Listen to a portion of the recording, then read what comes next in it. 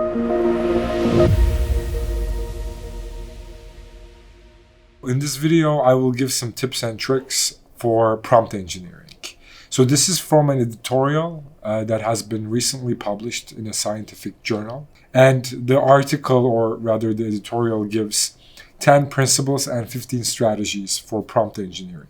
Let's start with the principles, and I will only talk about the principles that I really like and I apply in my day-to-day use of AI. So the first principle is explore and comprehend the model's capabilities. And related to this, there's another principle that says benchmark different generative AI models. So different models are better at doing certain tasks. For example, ChatGPT 4 is better at data analysis compared to ChatGPT 4o or any of the Claude models. And Claude is better at reading long texts and generating long answers. For example, Gemini is even better at reading long texts, but is not as good as Claude in giving good quality responses. So based on what your aim is, you might need to find the right model. But usually all of the general models like Claude and ChatGPT are really good at most day-to-day tasks. So another principle that I really like is considering the prompt length. So you want to be detailed, but at the same time, you don't want a very, very complex prompt.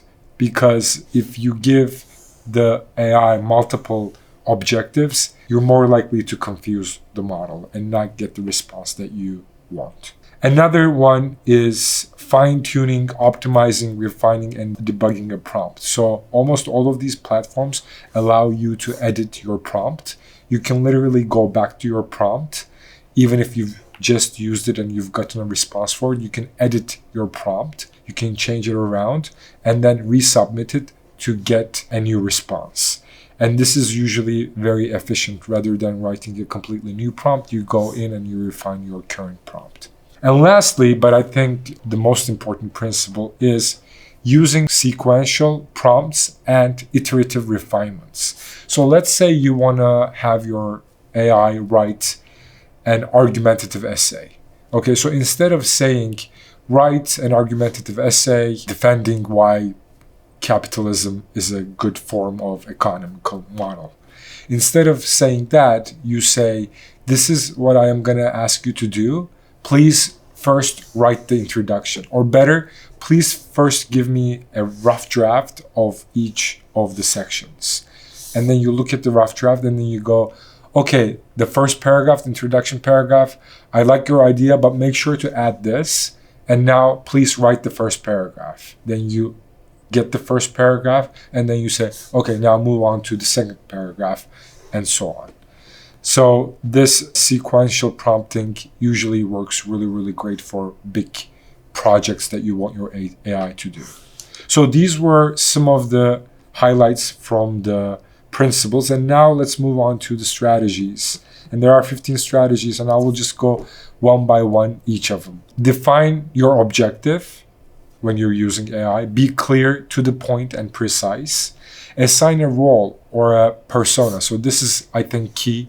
If you want your AI to act as, say, you might literally say to your prompt, act as an economics professor and prepare 5 quiz questions, for example. Or act as an expert in the field, for example. Provide contextual background, number 4. And number 5, use key concepts or keywords. I feel like these two are very related, but they are both nonetheless key, because when you provide more context, you're actually prompting the AI to go to the knowledge island that it has regarding that piece of content. So the more keywords, concepts you use, the more you're prompting the AI to act as an, let's say, an expert in that specific field. Identify the scope, number 6. Number 7, explain the length. So I usually always say, give me an extensive answer. And it always generates a longer answer, which usually is better.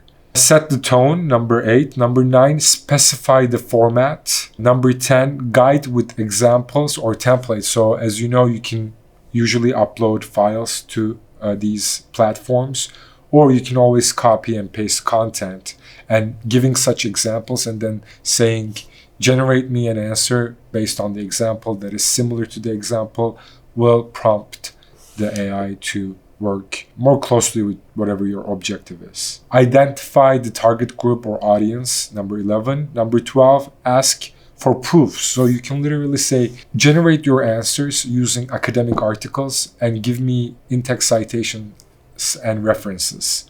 And then you can proofread, check AI's answer. You can go to those sources and then make sure that those sources are actually aligned with what the AI generated. Number 13, require points of view or perspectives. I think require points of, so like requiring other points of views and perspectives. And 14, request discussing the output. So it's, I think you want AI to generate counter arguments to the answer that it just generated.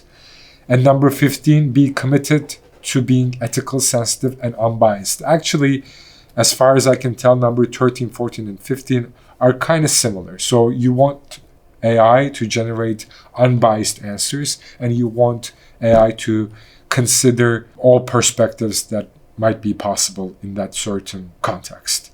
So that way, number one, you get an unbiased ethical response, and number two, you get a more critically analyzed answer that evaluates multiple perspectives. So these were some of the principles and strategies in this editorial, and we will make sure to link the editorial in this video.